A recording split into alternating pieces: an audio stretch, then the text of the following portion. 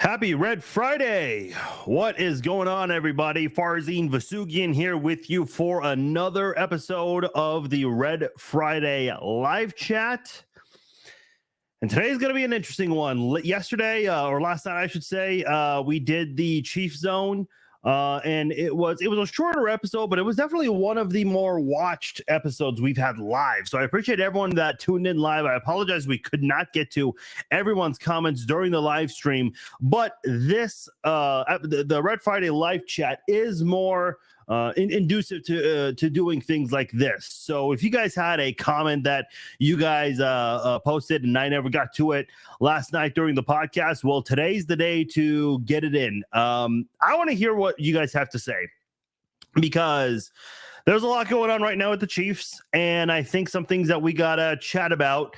I know it's not everybody's favorite discussion right now. A lot of you guys have already expressed your frustration or your annoyance with this whole Chris Jones situation, but there is some news out there. Now, these are rumors by all means, but nonetheless, I think it is something that we need to maybe dive into a little bit. So let's dive right into this here.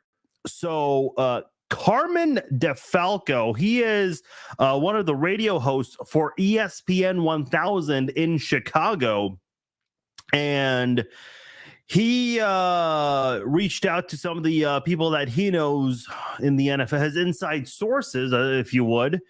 And he also said that from some of his sources and some people he knows have found out around the NFL, basically connections, right?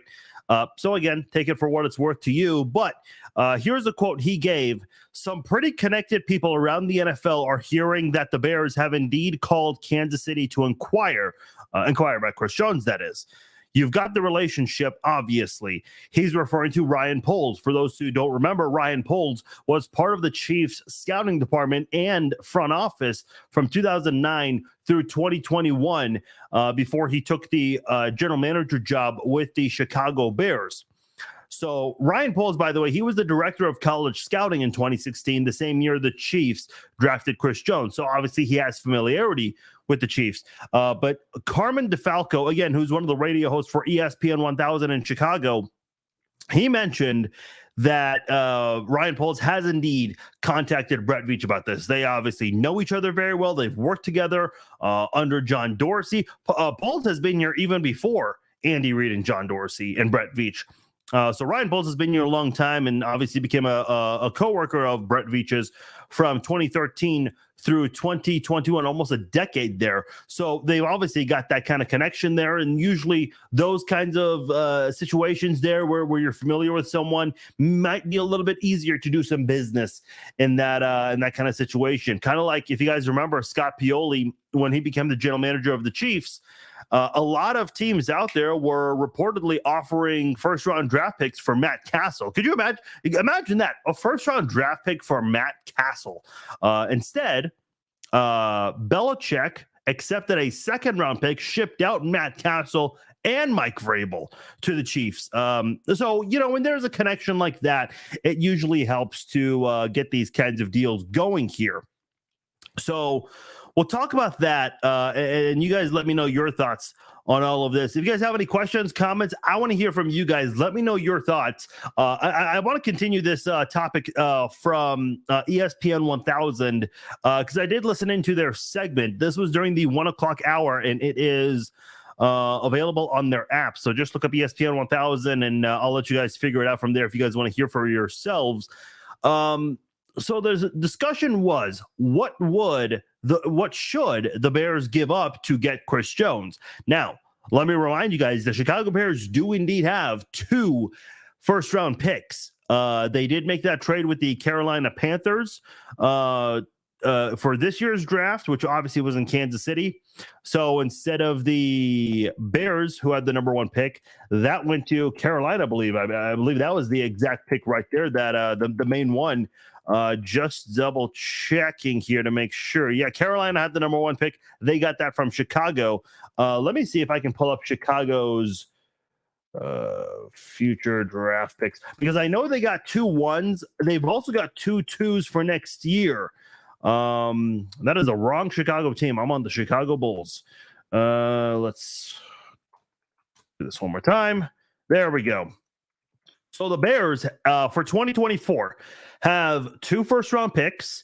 Obviously, we have no idea where because the season hasn't even started yet. So we're not going to know anything until the conclusion of the 2023-2024 season.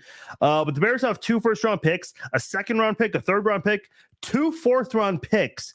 They traded one of their picks, and I'm not exactly sure. So it says traded 2023 first-round pick, number 9, Jalen Carter to Eagles for 2023 first-round pick, Darnell Washington, 2024 fourth-round pick.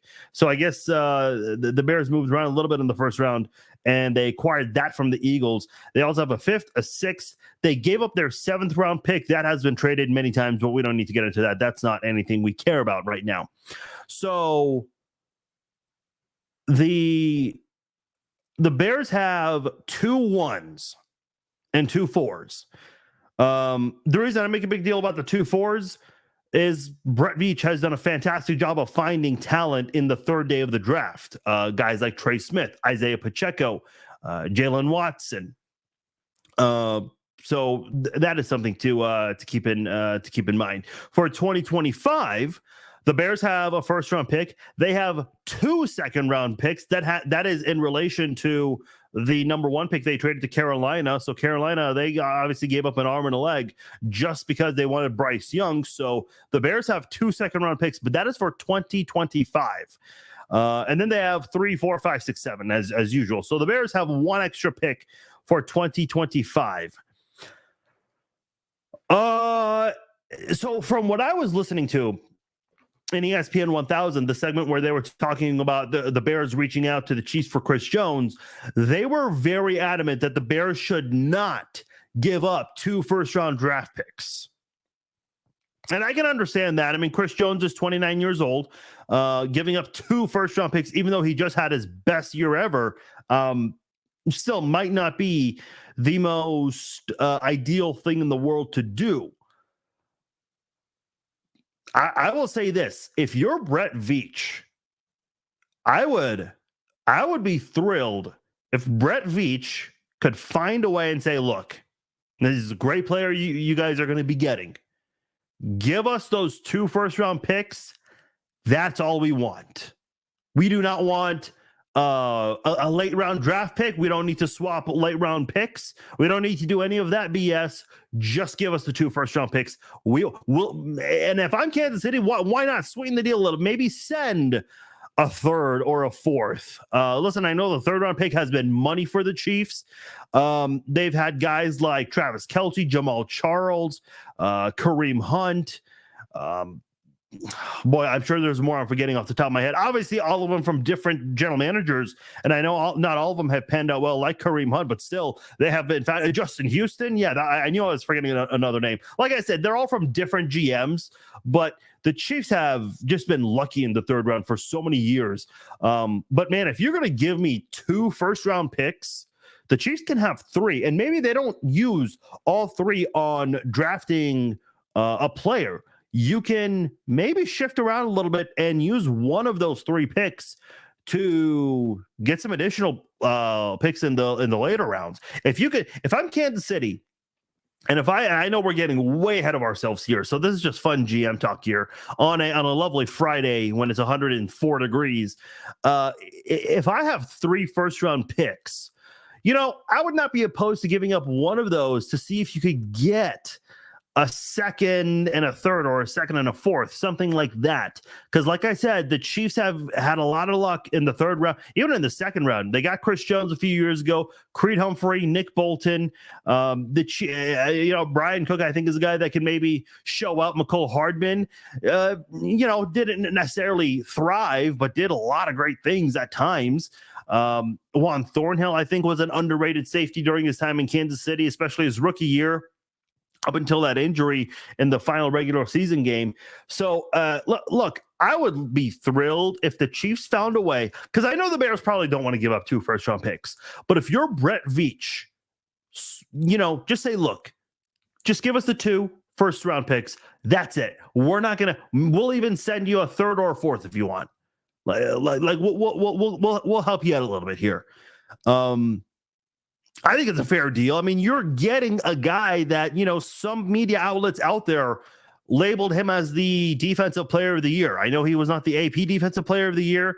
That's the one that matters the most, especially for those of you who place bets. But I think if you are Kansas City, you got to be aggressive here because there's a good chance that you could have a set offensive line.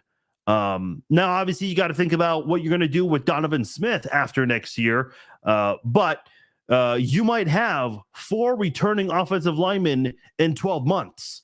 So if there's a way the Chiefs can get 2 first-round picks, this would really allow them to find some great players. And look, Brett Veach, we've gone over this before. Brett Veach has done a fantastic job of going out there and getting just some great players that a lot of people have passed up on in later rounds. So what if you give Brett Veach 3 first-round draft picks?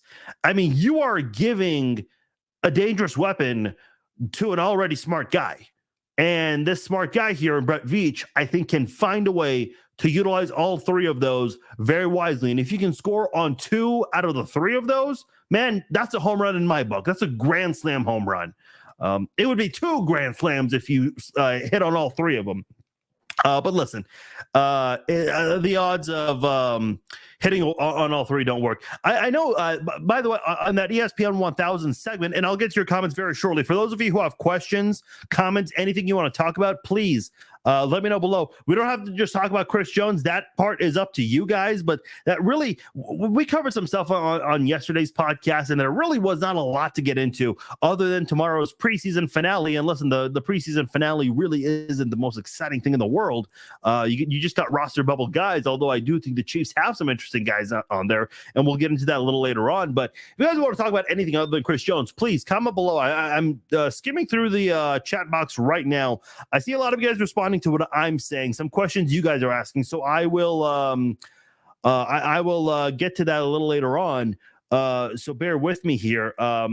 But yeah, if you guys have other questions, let me know. You're more than welcome to ask more than one question in the chat here. So my whole thing with the Chiefs is if they can pull this off and get 2 1s, if they were to get a 1 and a 2, I'd be thrilled with that also. The Chiefs can be very flexible with that. You can find 4 quality starters in the first 2 rounds doing so. Listen, you can finally put the saga behind you, move on. Chris Jones can go get his money and live life happily. The ESPN 1000 segment, they were kind of comparing to the Khalil Mack trade, because what did the Bears give up to get Khalil Mack? It was 2 first-round picks. Now, if I'm not mistaken, it wasn't from the same draft class.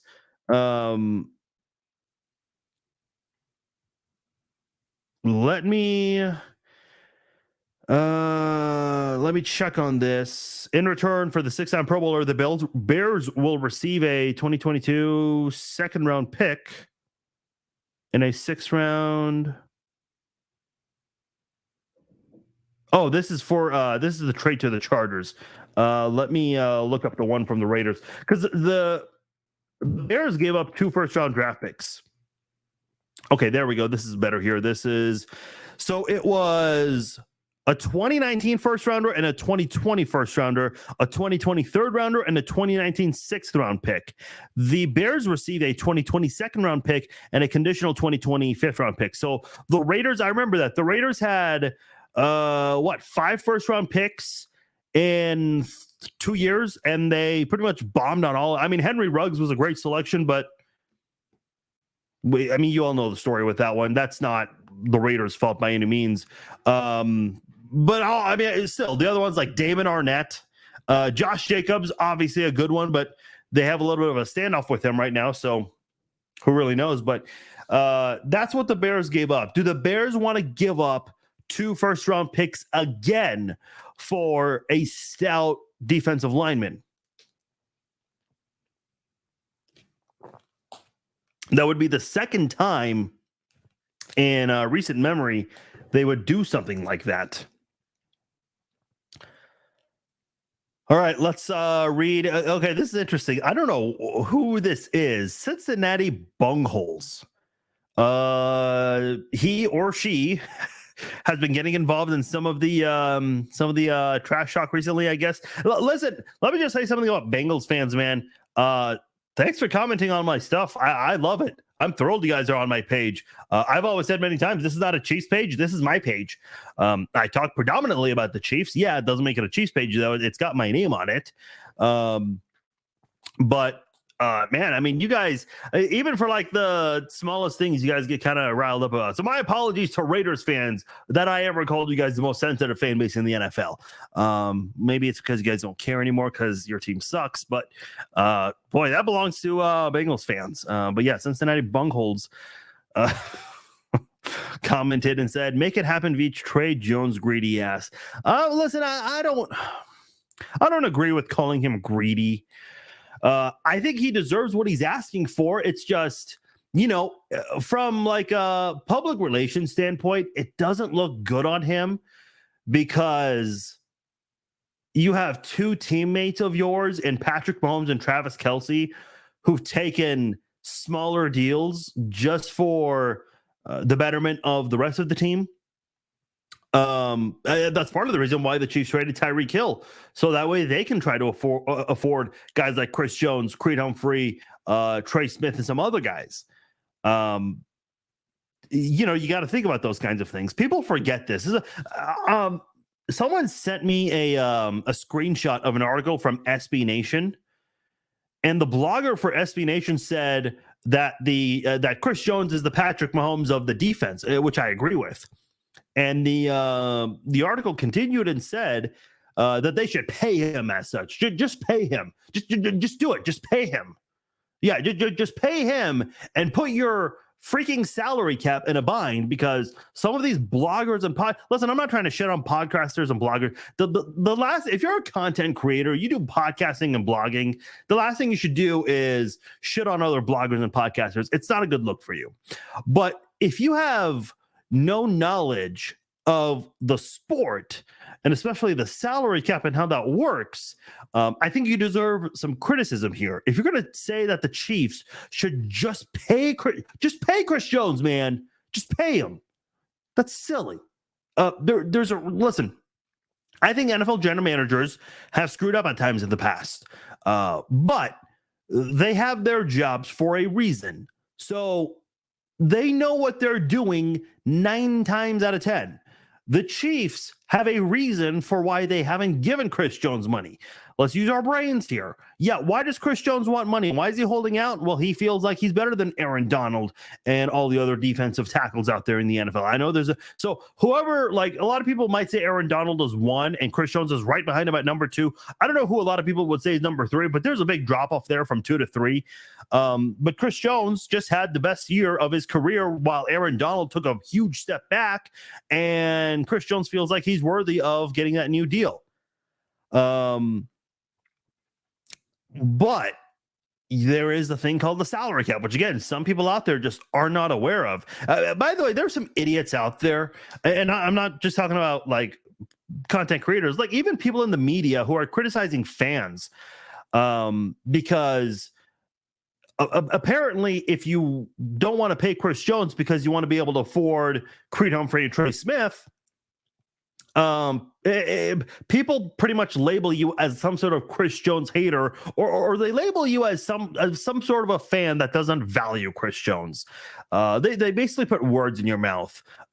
It comes from no-name radio hosts who are part-timers that host 1 hour out of the 7 days of the week, and they think they're like some hotshot media person.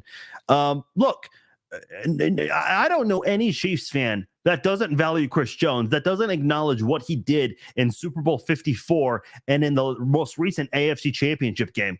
Chris Jones did some things that really helped lift the Chiefs to not 1, but 2 Super Bowl victories.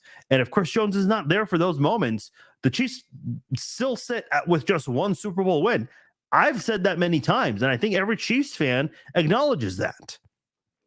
But at some point, Um, you got to understand here. Who are some of the other Chiefs that are in position to get some deals or extensions, I should say? I mentioned Creed Humphrey, Trey Smith, Nick Bolton. L'Jarius Sneed is another guy out there. I will say this: while I like L'Jarius Sneed, he's number 4 on that list of priorities of those 4 names I mentioned.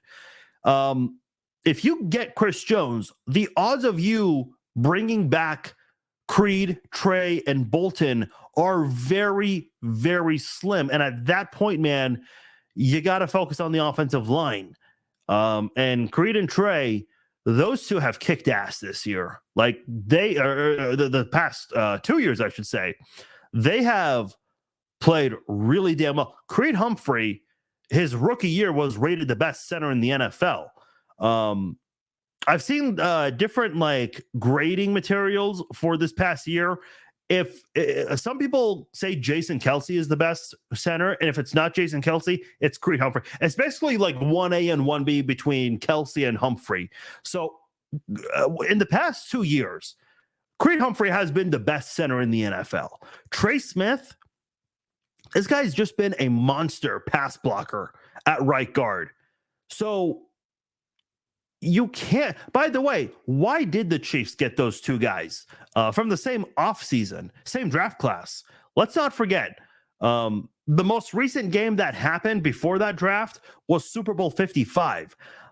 I say this all the time. I know no one wants to relive that, but I think for the sake of this franchise, Super Bowl 55 it's got to be one of the more important moments in this franchise's history, because as much as we love Mahomes and thinks that we think he's Superman and can do everything, we learned that with a banged up offensive line, even though he was still running around hitting receivers in the end zone, but they were dropping passes, Patrick Mahomes can't do work alone if he's dealing with backup offensive linemen.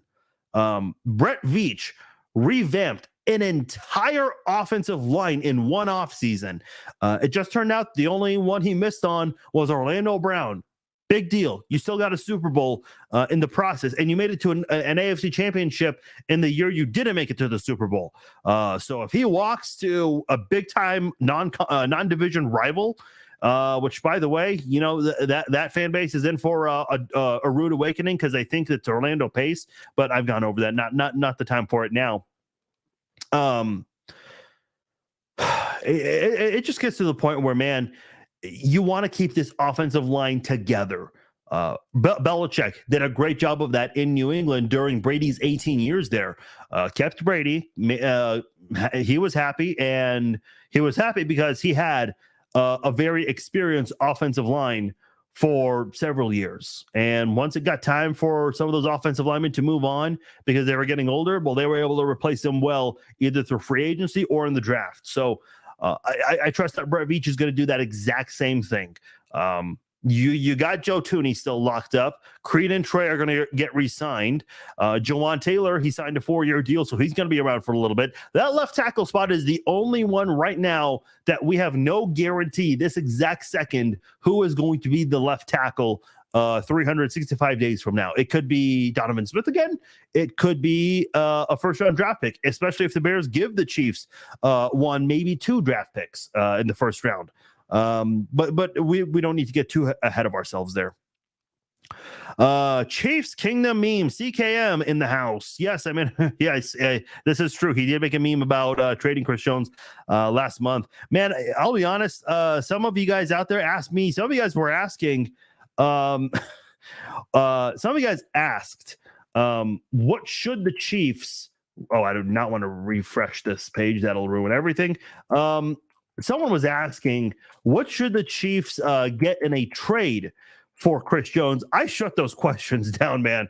I've apologized before, and I'll apologize again. Sorry to anyone who I shut down. And I didn't necessarily make fun of those questions, but, you know, I think at the time, no one thought it was going to come down to this. Nobody saw that coming. But here we are. CKML says trade him so he can be happy making more money while winning 4 games a season. I think that's a little unfair. I think Chicago can listen. I really like Justin Fields. I think this guy does have potential. He does remind me of Tyler Thigpen. You guys remember Tyler Thigpen? I thought was good, considering all things considered that year in 08. I think the Bears, I think the Bears are comfortable with what they have. And if they get Chris Jones, it would make them not necessarily complete, but close to complete. And they could very well compete with Chicago and Detroit. I'm sorry, not Chicago, competing with themselves. They could compete with Minnesota, who did very well in the regular season last year, but laid an egg in the playoffs. Detroit is a team that's getting a lot of hype in this upcoming season. I think they sold the most season tickets ever in franchise history. And then the Packers, you just never know with them. They're still kind of a team considered to be part of that NFC North mix. No one's talking about Chicago. If Chris Jones goes to Chicago, how much does that change things for the Bears in terms of being contenders in the NFC North? I think it would. Kyle asks, would it be good to do Chris Jones for Darnell Mooney? I don't know. I mean, Darnell Mooney, let me pull up his stats real quickly here. Drafted, what year was he drafted, or what round? 5th round pick. Okay. He's actually not bad for a 5th round pick. Had 1,000 yards in 2021. Last year, had just 493 yards in 12 games. Why? I would need to look into that. I don't know why he took a huge step back. In 2022, Mooney started the first 12 games before suffering an ankle injury. In week 12, he was placed on IR. Yeah, but what happened in those first 12 games where he only had almost 500 yards, or not even 500? Yeah, I don't know, man. I don't know if that's a trade I would make. Maybe the part of a package deal. Listen, I like Kansas City's wide receivers the way they are. I know there's a lot of what ifs with Kansas City's receivers, but I'm pretty comfortable with what they have. So I would say keep the wide receiver room the way it is. I know it's not right now the one that's for certain to be one of the best, but I think they have a lot of potential there, and you kind of want to lean on that hope. I know that's not something that not everyone wants to hear, but I think it could really pay off if it goes in your favor. Kevin says getting both of the Bears' first round picks would be great. Yeah, Kevin, it would really give you flexibility. And listen, like I said, I don't want nothing else if you're going to offer those 2 first-round picks. That is a lot for a 29-year-old interior defensive lineman. Not just any interior defensive lineman. This guy is the damn best right now in the NFL at that position. So it's not like the Bears are getting someone who's just disgruntled and doesn't want to come to practice. This is someone that's really good and is asking for a lot of money, and Chicago might be able to fulfill that for him. Dan says KC fan base currently likes a tight end's mom more than a 4-time Pro Bowler that was rated a top 10 player in the NFL. Yeah, I would say, that doesn't everybody love Donna Kelsey? Who doesn't love Donna Kelsey right now? She just did a couple of commercials, I think, with Campbell's Chunky along with Travis and Jason. And obviously the documentary about Jason Kelsey going to come out, which it does involve Travis Kelsey quite a lot according to that trailer. So I hope there's some Travis Kelsey involved. Like maybe they follow him a little bit. Obviously, like the fact that we got a Kelsey versus Kelsey Super Bowl, I think just makes the documentary even more enticing to watch. So that'll be interesting to see. Orland says if he isn't going to show up until halfway through the season, let's see what we can get: a first rounder and a third. See, this is very similar to what the Chiefs got in the Jared Allen trade. They got a first and 2 thirds in the same draft class. Not from different years, all in the same year, from the Minnesota Vikings. I think Jared Allen, Chiefs, Vikings trade. I think they also swapped 6th round picks. Let me see if I can check that. In exchange for the 17th pick, which the Chiefs moved up, they traded that to move up to get Brandon Albert with the is moving 2 picks up. Yes, they also swapped 6-round picks. So yeah, my memory served me right there. So we'll see. So a first and a third, that'd be very similar to the Jared Allen trade, Orlin. Fact, we like players who are looking out for the team instead of themselves. Yeah, I mean, listen, I get it. I've said this so many times, and I'll say it again in case you guys haven't heard, but some of these guys, come from rough. I don't know what Chris Jones' upbringing was like. I don't. Maybe he's content with 2 rings and never winning a third ever again. I don't know. I'm not in Chris Jones's head here. But Jeff Jadeo was on Sports Radio 810 this week, and he said, look, some of these guys care a little bit more about making money for their family rather than a ring, which I get. Listen, man, when we were kids, a lot of us wanted to be pro athletes, right? What was the number one reason? Money. We all wanted the Ferraris, the mansions, the yachts, the ladies that come with the whole thing, right? So, I get it. I'm not shaming Chris Jones for wanting what he deserves. I agree he deserves it. It's just in Kansas City, in Kansas City, it's just not feasible right now because it's going to put the team in a massive bind with the salary cap. Joshua was in favor for the 2 first-round draft picks. Yes. Let's see. Yeah, it's never too late, Sean, to join. What years are the Bears' 2 first-round picks you're referring to? They have 2 for this year, Sean. They have 2 for this year. They have another one for next year, too. I had it up. Yeah. So the Bears have 2 1s, 2 4s, and they've got a pick in all the other rounds except for the 7th round. And for 2025, they have a pick in every round except for the second. They have 2 second-round picks. So I don't know if Ryan Poles is going to maybe try to pull something where he can maybe entice Brett Veach in some future, like down the line draft picks, which is going to be more than a year away. I don't know. I don't know how much I would want that. I would want 2024 draft picks. Yeah.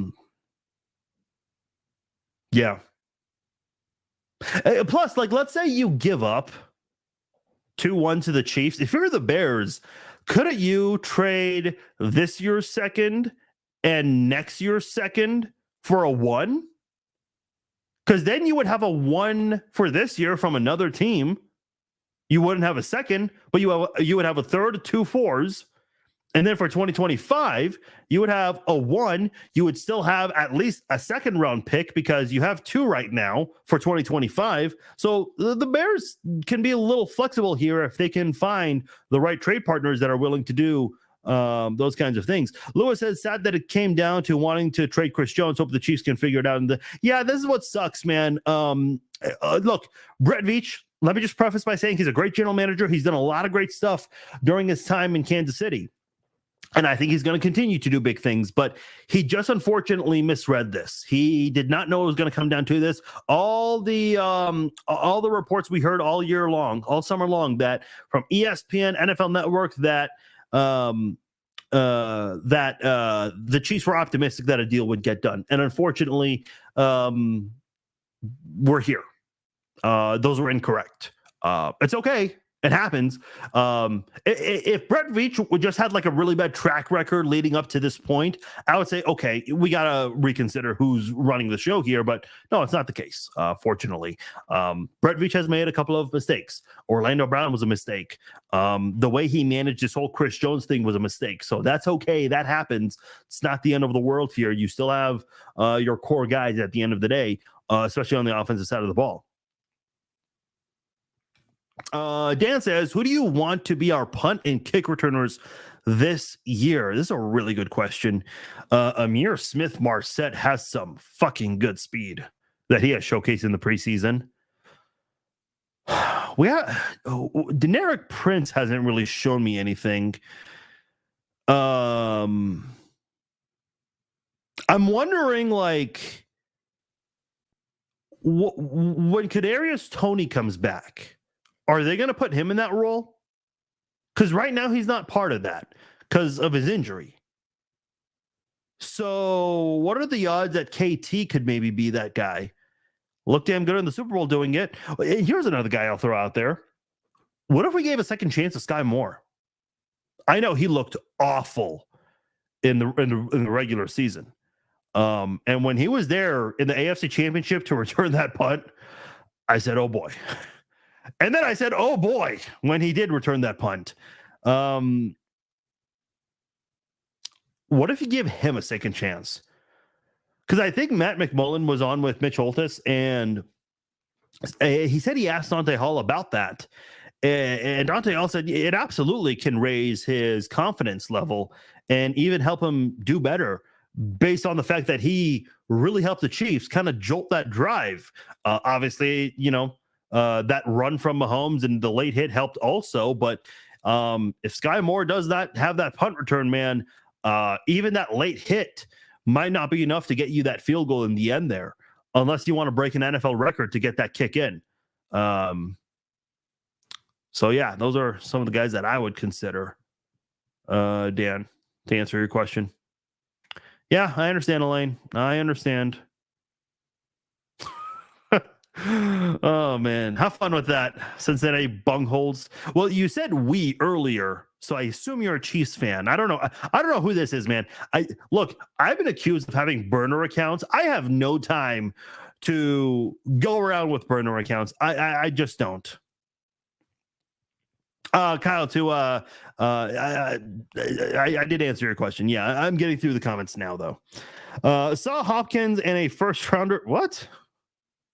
Hopkins and a first rounder for Jones. There's some sort of rumor out there about him going to the Titans. Could you imagine if Chris Jones and DeAndre Hopkins were teammates this year?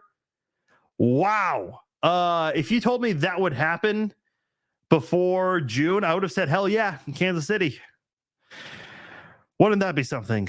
Wouldn't that be part of the NFL script for all you conspiracy theorists out there? Oh, this is an interesting suggestion. Kevin says, give the Bears and Clyde Edwards-Helaire for 2 first-round picks.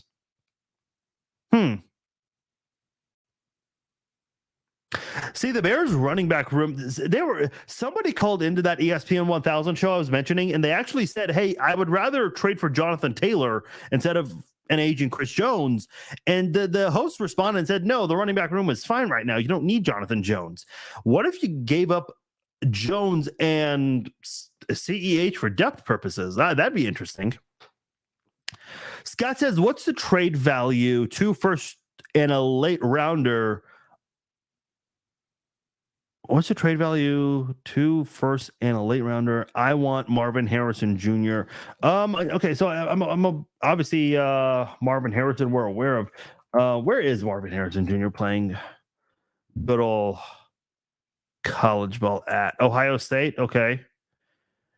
Yeah, I mean, listen, not to shut down your idea or comment or anything, but it's just so hard to get into who specifically to draft almost a year. So I don't know. I mean, certainly an option because the Chiefs don't really have that clear-cut number 1 guy. And if that's still the case 6 months from now, sure. You can consider it. Does Minnesota come to mind? What would Minnesota give up? Minnesota Vikings draft picks future. They got a 1 for 2024. They got a 1, a 2. They sent the 3 to the Lions. That's interesting. Trading with the if it's like a 3rd round pick, it's not a huge deal, unless they get like the second coming of Joe Montana there. Then they have some conditional things going on with the 4th round. They don't have a 5th rounder. They sent their 5th round to the Chiefs. Oh, for Shamari Connor. Okay. Oh no, the Chiefs sent a 5th round to the Vikings for Shamari Connor. Gotcha. Okay. Yeah, I don't know. They're not really a team that I think would be willing to give up a lot for Chris Jones right now. I don't think the Vikings would be a strong candidate for a trade partner. Heather says, I agree. He's got to fight for his. He's got to fight for his right. That's what. That's what. Oh, your last name is Pacheco. Are you related to good old Isaiah? We have to make a trade. I don't want to lose him. However, I don't want to hamstring the team. Yeah, that's what it is at this point. Either pay him or maybe struggle retaining everyone else, or let him go and be able to retain the other 3 or 4 guys that you need to give extensions to. And by the way, there are some Chiefs fans. I've been receiving, when I suggested that the Chiefs should trade Chris Jones, I received a few comments from other Chiefs fans saying, oh man, this fan base is toxic. Some of our fans are the worst. You're terrible for suggesting this. But no one's saying why it's a horrible idea to trade Chris Jones, other than just saying, oh, you're an awful person. Give me a valid reason. How do you want fans to react? Because at this point, like before this week, before we learned about the week 8 holdout threat, a lot of Chiefs fans feel like Chiefs fans were split on the whole Chris Jones thing. It felt like 50-50. But after that week 8 threat, I think the people who are on Chris Jones's side have hopped the fence. For those who haven't, how do you want Chiefs fans to react right now? What do you want Chiefs fans to say?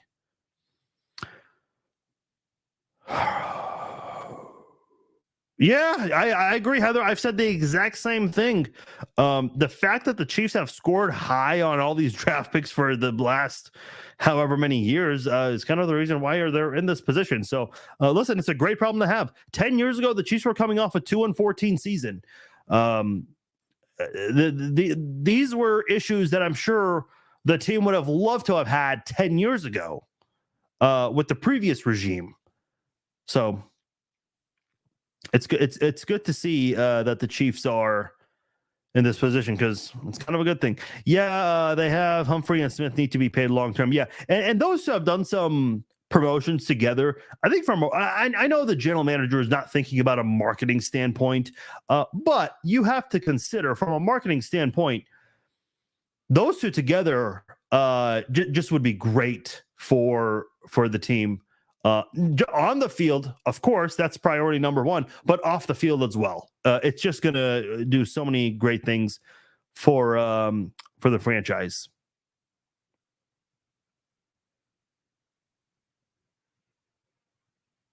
Oh, okay.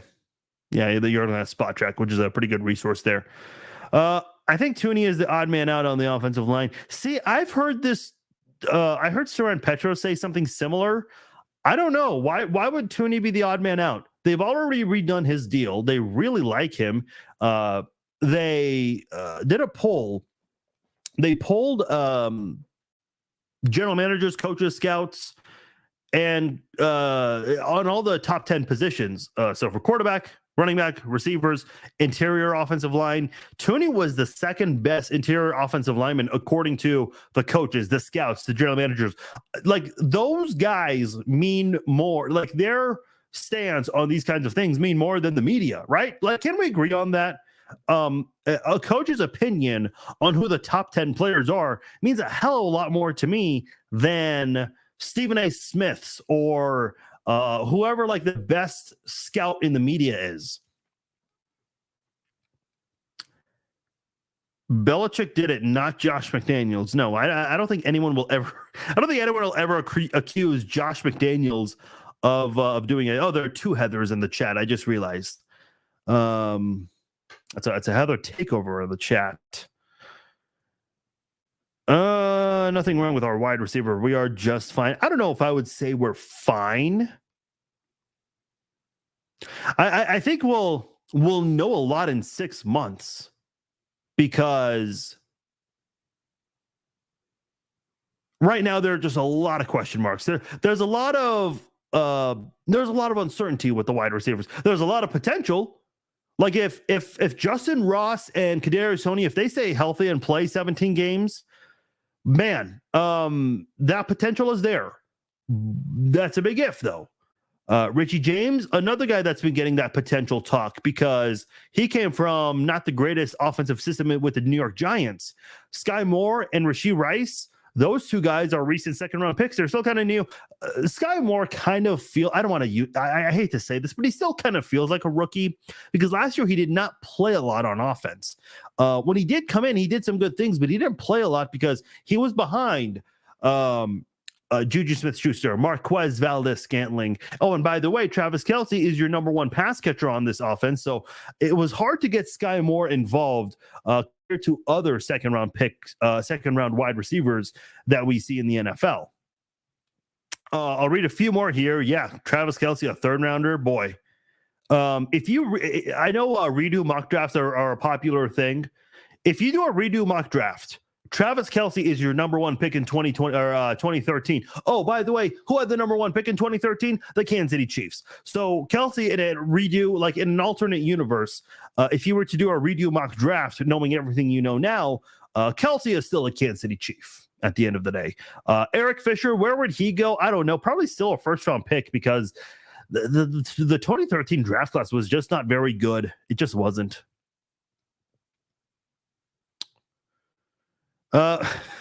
This has been brought up by a lot of people. He's willing to miss out on $10 million and get fined almost $4.5 million total to make a point about getting $10 million more dollars. Yeah, come on. It makes no sense. Does not make sense. Yeah, Joshua also wants Marvin Harrison Jr. Okay. Interesting. Clarissa says, get a few picks and a defensive player for Chris Jones if he don't want to make a deal with the Chiefs. Yeah. Do I think a trade is coming? Yeah. The reason I kind of hesitated is it's like I know the Chiefs really want Chris Jones to stay. I know that. But is this a lost cause at this point? I don't know how strained the relationship is. No one has said anything about how Brett Veach and Chris Jones hate each other. There's none of that. It's just Chris Jones wants more money. That's it. But if it's dragging out this long, and if Chris Jones is going on with the social media behavior, which I know for a fact the Chiefs don't like this. I know they don't. So there's probably maybe some reconsideration that, yeah, maybe we need to just move on. It didn't work the way anyone wanted it to work out. So let's move on. And I don't know. I can't remember who it was, but I know Chris Jones trains with a player from the Bears. They mentioned that in the ESPN 1000 show I was talking about in Chicago. I forgot the name of the player. Forgive me. So I think, it would be kind of something that he would look forward to. You think Sky should get another chance? Yeah. I don't think he should be number one on the list. Right now, I'd like to see Kadarius Toney and Amir Smith-Marset as the main guys, and maybe even Richie James. Deneric Prince, I just don't know, Deneric Prince, what he's... I don't know. Dan says I would accept Clyde Edwards-Helaire for $0.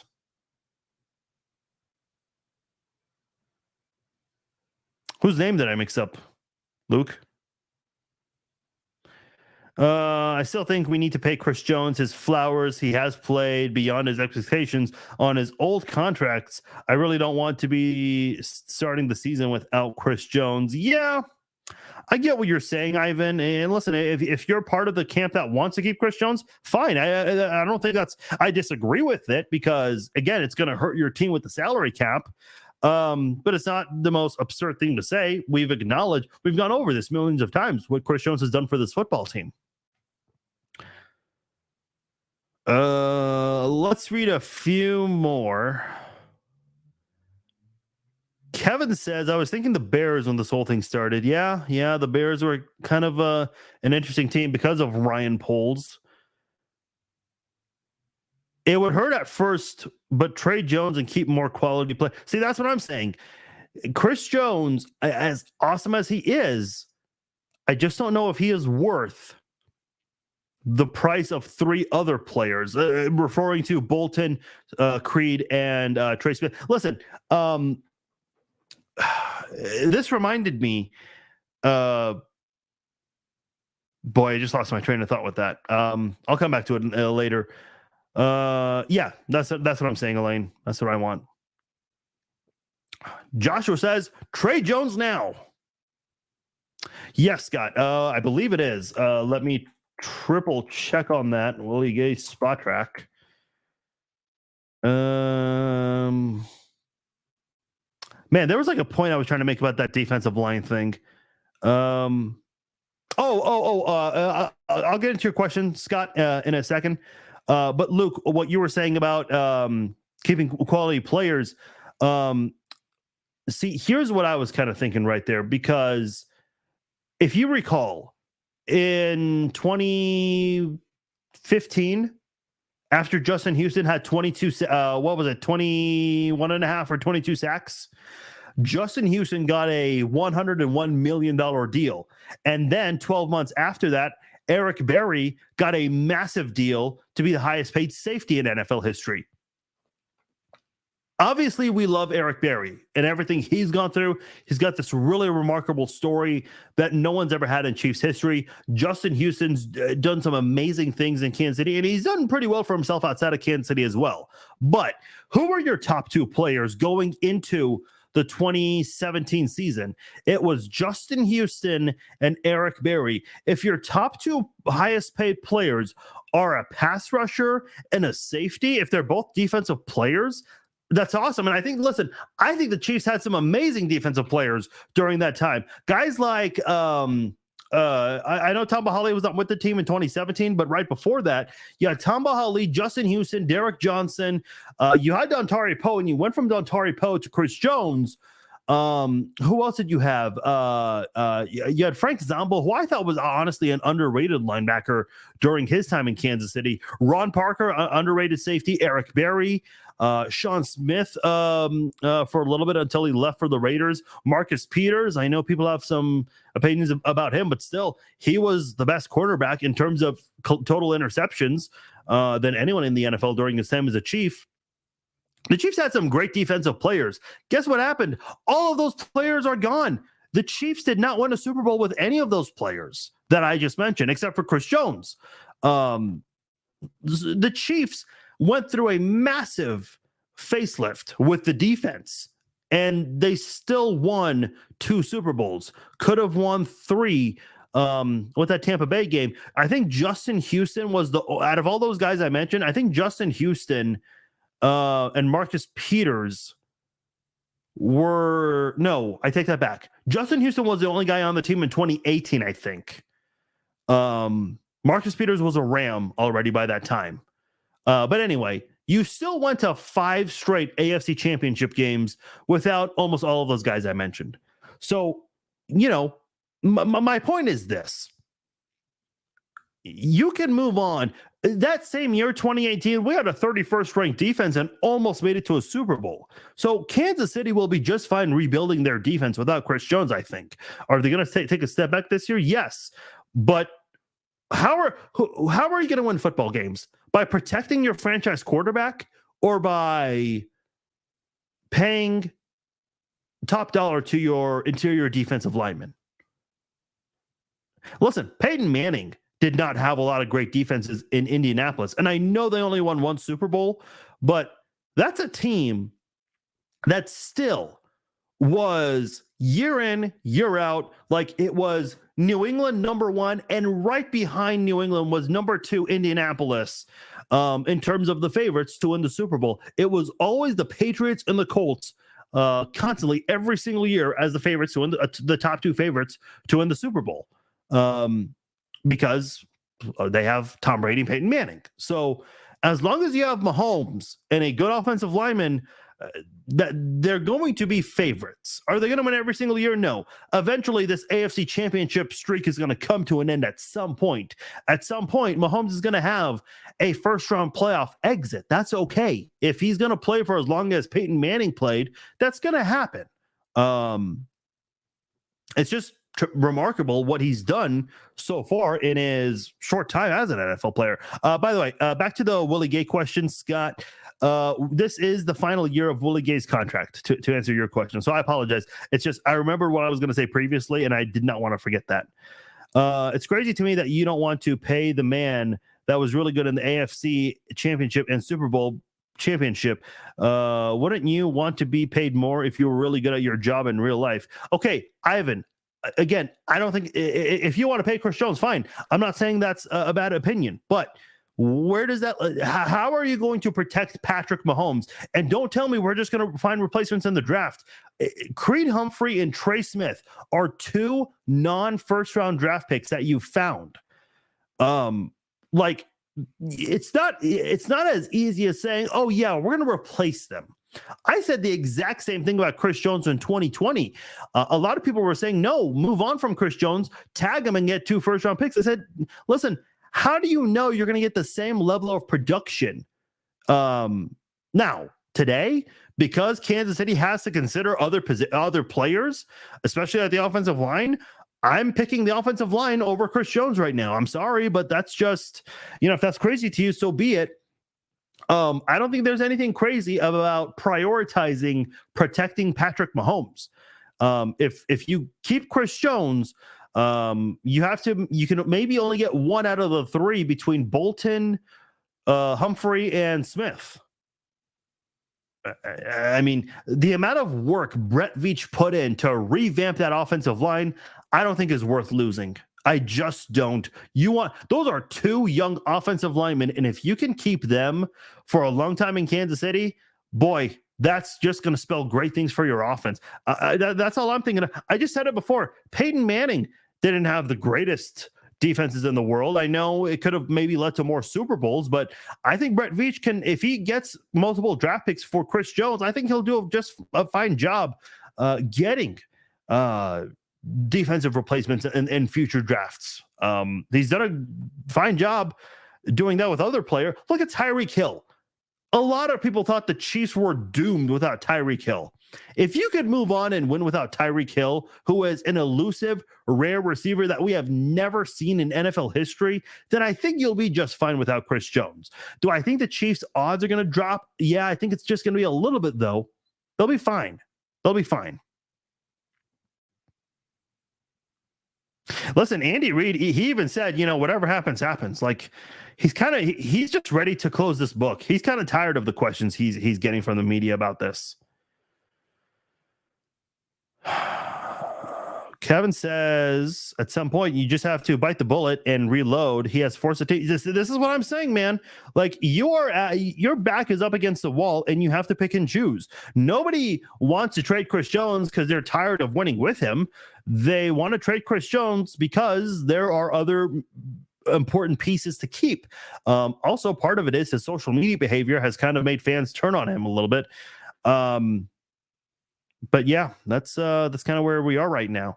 Dan says general managers should be graded on draft management, ability to get productive but cheap veterans, all while managing the cap and keeping dead cap low. Veach scores strong on all fronts.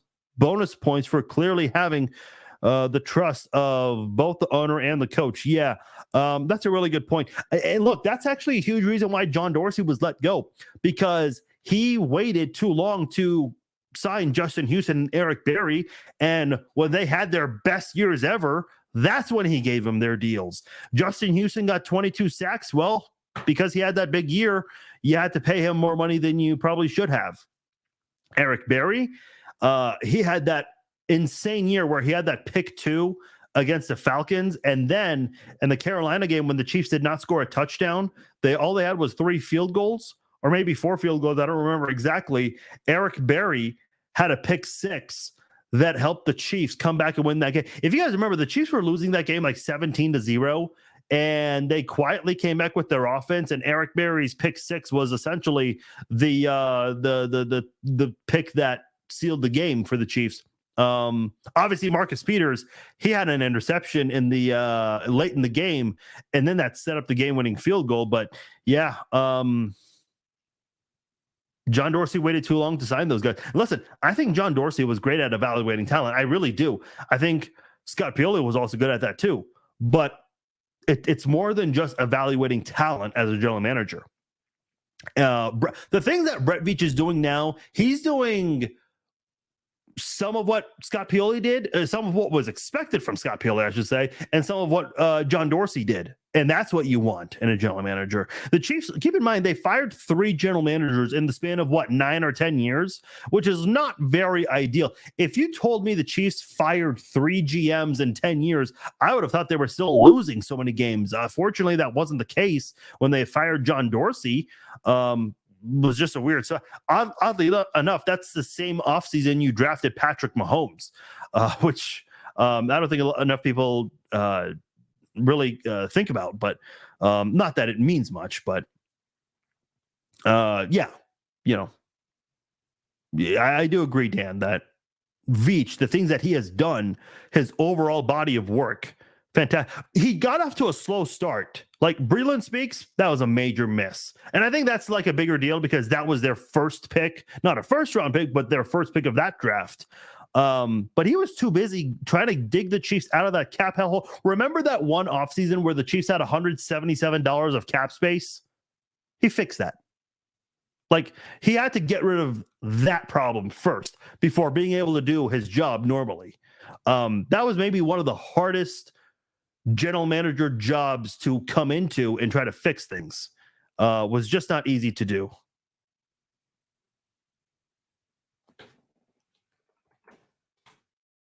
Oh, my brother just snagged me some of those Bud Lights with the Chiefs Super Bowl logo on them. So big ups to my brother.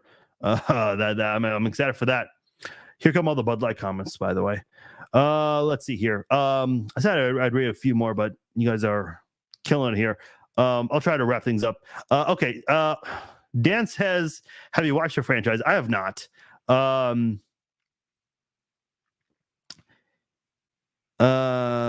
He's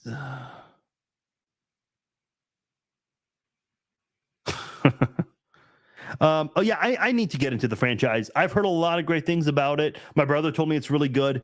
So yeah, I do need to get into it. You're gonna be at work tomorrow. I mean, if you're gonna miss a Chiefs game, this is not like the worst one to miss. So I mean, well, let's be honest. Sunday morning, do you think you're gonna be missing anything? You'll be fine, Danny.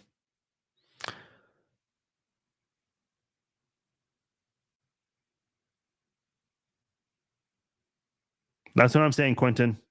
That's what I'm saying. Yeah, sorry if I'm not talking much. I don't want to read any more comments that I've kind of already read. Veach likely regrets giving. Yeah, that's another mistake right there, Frank Clark. That was kind of a weird situation because Frank Clark immediately got his deal, which makes sense because you traded a first round draft pick to get him. And then a year later, Chris Jones got his deal. And I remember Tim Grunhard saying a fourth of your salary cap belongs to Frank Clark and Chris Jones. This was before you gave Patrick Mahomes money. So the Chiefs, I mean, they invested a lot in defensive linemen, and Frank Clark in the regular season was not good, but yeah, he did thrive in the postseason. So I guess it was kind of worth it in the end, but they restructured that deal twice, if I recall correctly. So we'll see. Heather, I'm with you. I am with you, Heather Pacheco. I'm glad we have Isaiah Pacheco. I said, you guys remember, for those of you who've been following me for a while, you guys know last summer I said Isaiah Pacheco is going to be important for the offense. And boy, was that not the key. You know what was Isaiah Pacheco's best moment last year? It was not any touchdown. It was not any run that went for big yardage. His most important carry, in my opinion, was the one where CJ Gardner-Johnson drilled him. And that led to him having 2 surgeries. He held on to that football. I've said this before. The Chiefs have had some great running backs in recent memory. Guys like Marcus Allen, Priest Holmes, Larry Johnson, Kareem Hunt. They've had some really good running backs in recent memory. Jamal Charles, can't believe I forgot about him. But all those running backs I mentioned, like if you were to give me the first football characteristic trait about those guys, no one would say toughness about any of them. And that's not to say none of them were tough. It's just you didn't really think about that. Kareem Hunt, I forgot about him too. Another good running back who the Chiefs had. It's just with Isaiah Pacheco, when you look at him play, he's fast. He's very fast, but you don't think about his speed when you think about him. The first thing that comes to mind is his toughness. This dude's tough. He really is. And I'm excited to see what he can do now that he's going to be a starter going into week 1. That should be a lot of fun to watch with this offense this year. Because the Chiefs, they have not really had that viable replacement for Kareem Hunt since they had to let him go. I think Isaiah Pacheco is going to be that guy.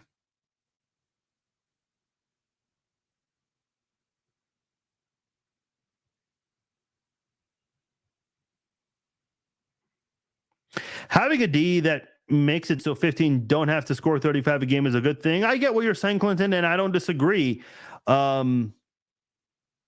It's just right now, what are your options right now? I agree, Ivan. I do, but again, kind of what the other comment I was responding to. What are your options right now?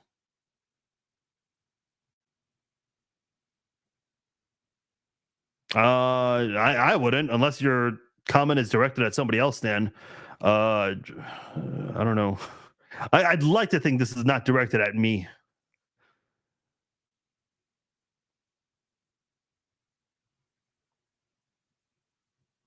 Okay, I'm seeing other comments about trading Mahomes and Kelsey to keep Joe. Okay, all right. Yeah, this is definitely not this comment is not that question was not directed at me. No way. Listen, I'm skimming through the comments. I apologize. I'm not reading everything word for word. Andrew says starters playing at all tomorrow. Supposedly, according to Andy Reid. If they do, I don't think it'll be long. It'll only be for a few snaps. Let me get those Bud Light QR codes. I don't think they're selling them here in mid-Missouri. Maybe they should. But you know what's a really good beer? The Broken Skull IPAs. Those are really, really good. I love those. The Steve Austin beers. The lager is good. The double IPA. The double IPA is better than the regular IPA, in my opinion. Okay, I see a lot of arguing in the comments. Slow down a little bit. You know, everyone's allowed their opinion. Oh, Kevin says Larry Johnson so overrated, used to give up on us all the time. I will say this right now. I think when it comes to back-to-back performances, I still think Larry Johnson has the best 2-year performance of any Chief in team history pre-Patrick Mahomes. Like the things he did back-to-back 1,700-yard seasons. And who led the NFL in rushing yards? Was it LaDainian Tomlinson both those years? Like if LaDainian Tomlinson did not exist, LJ leads the NFL in rushing. He just never had that, unfortunately. However, things went south when he got that contract. So there was that small period in 2008 where he did really get going, but then he just went back to being bad. It sucks because I was such a huge fan of LJ. But man, I still remember I was in high school when Larry Johnson filled it, because when Priest Holmes was absent, a lot of people were just sad. Like that was one of the most sold jerseys was his, along with Tony Gonzalez and Trent Green. I mean, you saw a variety of jerseys in the stands. You saw 10, you saw 88, you saw 31. And when Priest Holmes was hurt, you know, people were kind of concerned. When Larry Johnson came in 2004, filling in for him, people were impressed. And then in 2005, Priest Holmes was still playing, but he got hurt again. And Larry Johnson took over in the second half and just like he fucking kicked every single defensive player's ass, man. Like that was, in my opinion, that's the best back-to-back performance in Chiefs history. I think there's maybe a case that his back-to-back performances, I don't know like what 2 years are the best 2 years of Mahomes' time in Kansas City so far. I think whichever 2 years Mahomes had that are the best, they're comparable to Larry Johnson's 2 best years. it's just unfortunate that LJ, things came to an end with him. I didn't have a problem with him, kind of being selfish. But the lack of pass blocking and all that stuff, you got to be able to do those things. And obviously the off the field issues, that was a whole nother deal. So yeah, I mean, that offense, I Priest and Johnson, that was awesome. I agree, Heather. The LJ and Priest Holmes duo, man, like what we saw from Jamal Charles and Thomas Jones, we could have seen with Priest Holmes and Larry Johnson, but unfortunately, just wasn't in the cards. 2007 was just a weird year too when Priest Holmes tried to come back. It just sucks, man. There are a lot of great players whose careers have been derailed, and they could have had a Hall of Fame type of career if it wasn't for injuries. I don't think this guy was on his way to a Hall of Fame career, but one name I will throw out, Tony Moeaki. You guys remember Tony Moeaki? A draft pick out of Iowa in 2010. Dude, he did really well for a rookie in 2010. He really did. I liked all the things that he did that year. But unfortunately, he dealt with so many injuries, and that ultimately set him back. So, yeah. All right. It is a Friday night. I know you guys have better things to do than to listen to me.